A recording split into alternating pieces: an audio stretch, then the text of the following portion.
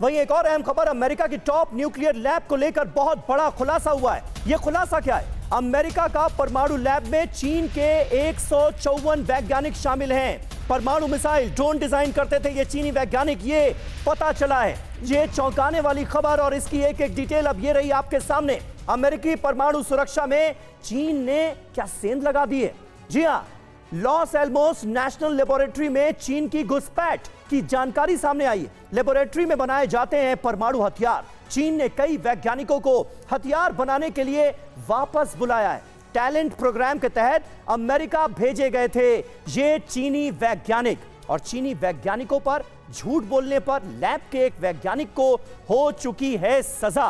Captain Shyam Kumar, क्या समझ आता है इस खबर से? क्या चीनी जो वैज्ञानिक हैं उन्होंने एक तरह की घुसपैठ की है अमेरिका के अंदर? ये देखिए, इंटरनेशनल जो रेगुलेशंस कहें या तरीका कहें, स्पाइंग कहें, इंटेलिजेंस कहें, इसके हिसाब से लगातार हर कंट्री दूसरे कंट्री के लोगों के साथ मिलजुल कर उनकी जो टेक्नोलॉजी है, उनकी जो काबिलियत है, उसको हासिल करते हैं। कभी वो पकड़े लेकिन जाते जब हैं। अमेरिका और चीन में तनाव इस कदर हो, उस वक्त भी इस तरह के ट्रांजैक्शंस अगर हो रहे हैं तो फिर तो यह संभावना रहेगी।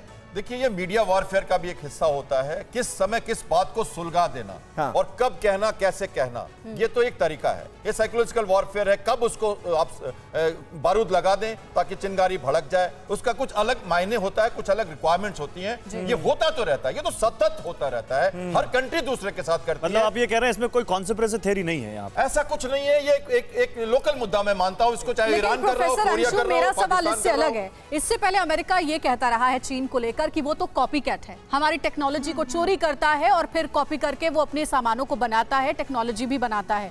लेकिन अगर अमेरिकी परमाणु सुरक्षा में चीन इस तरीके से सेंध लगा रहा है, ऐसी पहले भी खबरें आई हैं सामने, अमेरिका के लिए कितनी बड़ी चुनौती है? अंजलि, ये सेंध लगाने की बात नहीं है, क्योंकि हम ये भी देख रहे हैं कि चीन ने टैलेंट प्रोग्राम के तहत वहां अपने वैज्ञानिक बजावते डिप्लॉय किए उस पर्टिकुलर लैब में, और वो वहां पर अमेरिकन साइंटिस्ट के साथ काम कर रहे थे। इस प्रकार के जो संबंध है कई देशों के बीच में है, जहां म्यूचुअल एक्सचेंज या टैलेंट एक्सचेंज प्रोग्राम के तहत दो शत्रु देश भी आपस में साथ में काम करते हैं। लेकिन ये बात तो जग जाहिर है कि अमेरिका किस तरह से टेक्नोलॉजी को चुरा कर और फिर उसमें अपनी टेक्नोलॉजी, अपना दिमाग और जोड़कर पूरे विश्व के सामने परोसता है। तो ये तो अमेरिका के सोचने की बात है कि या तो इस तरह के कार्यक्रमों को अमेरिका को बढ़ावा नहीं देना चाहिए। अच्छा, जनरल कोचर इसमें कुछ जोड़ना चाहेंगे? जनरल कोचर, मैं एक्चुअली व्यूअर्स की अटेंशन स्टेल्थ फाइटर के ऊपर लेके जाना चाहता हूँ।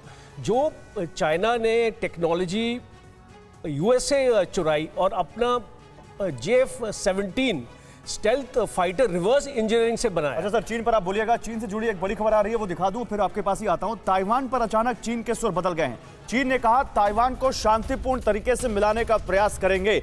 अभी तक वो चीन जो लगातार अग्रेसिव था, ताइवान की सीमा में अपने फाइटर जेट्स भेज रहा था, ताइवान के पास अपने वॉरशिप लगातार भेज रहा था, कल भी ऐसा हुआ।